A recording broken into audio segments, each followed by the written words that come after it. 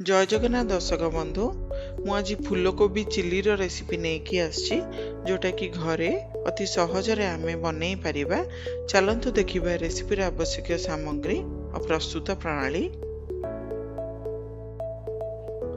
फूलकोबी, पियाज, काजू, कंचा लंका, कैप्सिकम, धनिया पत्र, vinegar, soya sauce, chilli sauce, मसला गुंड, लंका गुंड, मैदा, टमाटो सॉस, कॉर्नफ्लोर, अदा रसुन पेस्ट, हलदी गुंड और लुण। प्रथमे फूलकोबी रे कॉर्नफ्लोर, मैदा, लुण, हलदी गुंड पकेकी गोले रखिदेबा। और फूलकोबी को गोलेला समय आमे बिल्कुल हेले पानी व्यवहार करिबा नाही।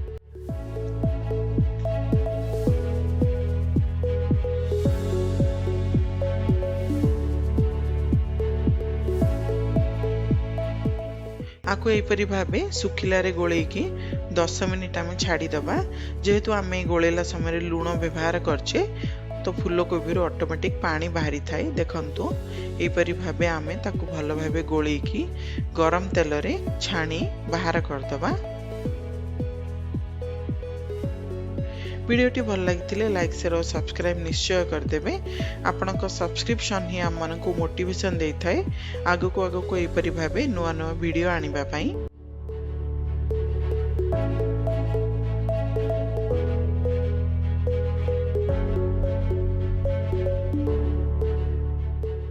फूलकोबी चिली आपण माने घरे थरे निश्चय ट्राई करंतु।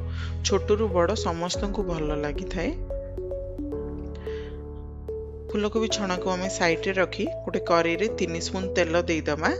तेल भल भाव गरम होला परे गोटे स्पून अदा रसुन पेस्ट आ बड़ बड़ खंड कटा होता पियाज को पकेकी तेल रे आमे भाजिबा। पियाज 10% सिझी गला परे एथिरे कटा होता कंचा लंका आ कैप्सिकम को पकेकी तेल रे भाजिबा। ए सब जिनस भाजिला समय रे आमे गैस रो फ्लेम को हाई रे ही रखि दिबा। काहेकि ना आमे एडा चिल्ली बनाउछे तो गैस रो फ्लेम आमे लो रे रखिले अधिक अधिक सिझी गले चिल्ली रो टेस्ट आसी न थाए। पियाज कैप्सिकम 10 रु 20% सिझी गला परे एथिरे लूण, हलदी गुंड और लंका गुंड को पकेकी हलदी गुंडर कंचा गंध गला जाए भाजिबा। ए स्टेज रे आमे फाड़ काजू को मध्य पकई दबा। एने आमे vinegar, soya sauce, chilli sauce और टमाटो सॉस को पकेकी पियाज और कैप्सिकम रे भल भावे गोळेई दबा।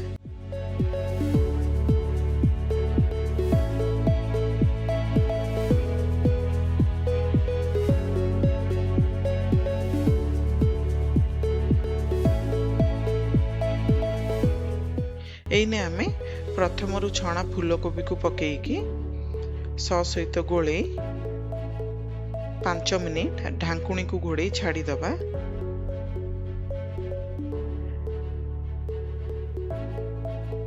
आपण माने मो स्टाइल रो इपरि भाबे फूलकोबी चिल्ली निश्चय घरे ट्राई करंतु। बहुत भल लागि थाए समस्त को खाइबा पई।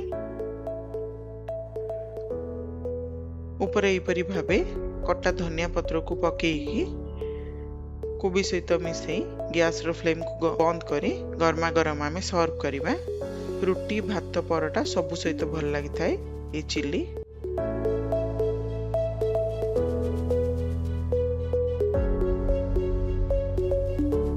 पुणी देखा हबो सांग माने अति शीघ्र आ गोटे नुआ वीडियो सहित। रहुची नमस्कार, धन्यवाद।